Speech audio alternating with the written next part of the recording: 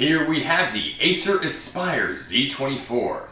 Is this the best all-in-one you can buy? No, probably not, but it's still a very good one. Let's find out why.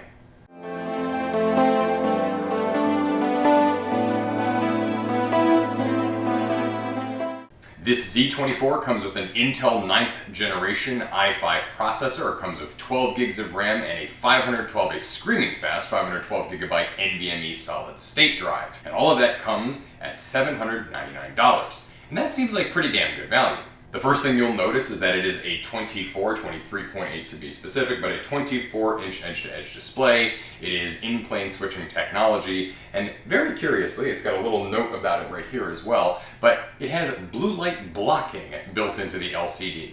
Now, I've never seen that before, and that's pretty cool. There's no real way for me to test, or I haven't thought of a way to test that without actually pulling the monitor apart and destroying this thing, but I'll take their word for it that it has blue light blocking in it. That said, I don't really know if it's going to do anything for most people or if most people even care, but it's a feature that's there nevertheless, supposedly. But it does have a very good 24-inch panel. It is full high definition. It is a non-touch, so that may be a deal breaker for some people, but those that just want a good quality 24-inch panel with good viewing angles, this thing has very, very deep blacks. There's not a lot of black light bleed. As far as the color temperature, it's kind of on the more neutral side, and everything is very crisp and sharp and just all around looks very good. It's a nice display.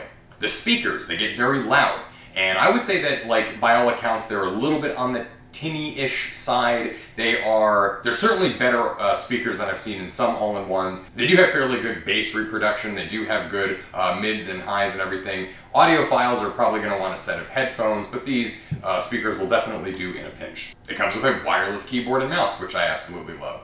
It has a big old, and I've actually said this in the other Acer videos, it has this big kind of assembly here at the top, which I think looks a little awkward, but nevertheless it does okay. It does have a very good webcam image, and it also has the dual microphone array there. So for those looking to produce YouTube videos, you could probably do it with some success. But nevertheless, here is an example of the webcam quality now. This is the quality you can expect from the webcam and microphones on the Acer Z24. Let's talk input and output on the Acer Z24. I kind of like what they did with this. So on the back here, you've got Ethernet, the power, where you plug in the power. You've got two HDMIs, one's for in and one is for out. That's awesome. So you can use this thing as an external display. You've got your USB high speeds here, and then USB-C. Love that they have USB-C. Acer was neglecting that on a couple of their models, and Dell seems to be neglecting it on a couple of their models as well. I'll get into that later, but nevertheless they have USB-C, which is fantastic. But then on the bottom here, or before I get to the bottom, it also does have a DVD player for those still needing a DVD player, although who uses DVDs anymore? On the bottom here, it has the camera card reader, the USB dongle where they have the wireless mouse and keyboard work, and then your headphone jack.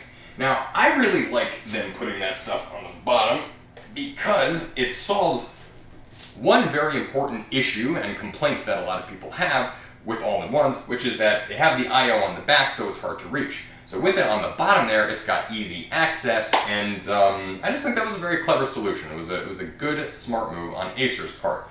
The other thing to note, and we'll dive into this later after we test it, this says Amazon Alexa enabled.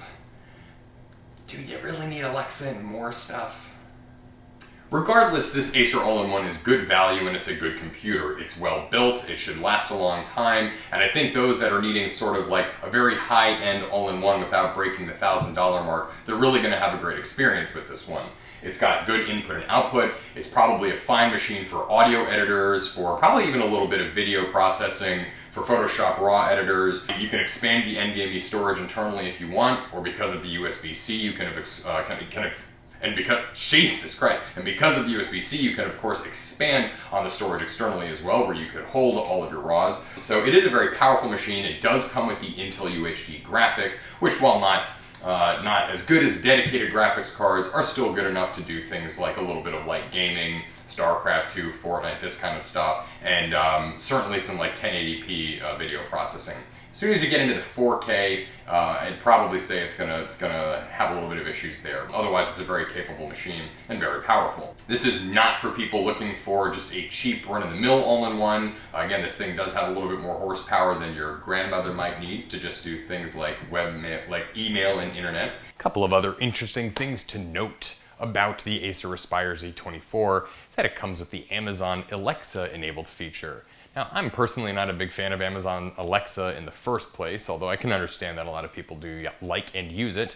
But do you really need another device that's listening in on you? So basically, if you install a special driver and software package, you can use the Alexa thing with and connect it directly to your Amazon account, and that seems very convenient. But I don't know, not a big fan. I tried it and it worked pretty well, I guess all in all. I mean, it pulled up Alexa and she did her thing, but I don't know, I just don't see the value of it in a computer.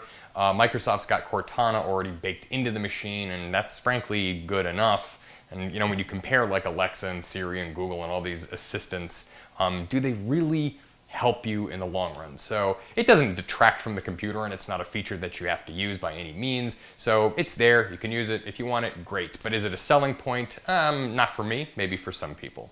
But this is certainly a computer for like multitaskers, people that are going to be doing a ton of productivity software, tons of Chrome and Firefox tabs. Just an all-around good, powerful, all-in-one. I would recommend it. It's a good machine. And I think that pretty much sums up our review of the Acer Aspire. If you have any questions, please feel free to comment in the comment section. That's why it's called the comment section. Please feel free to ask us any questions in the comment section. Please like and subscribe, and we'll be back with another video real soon.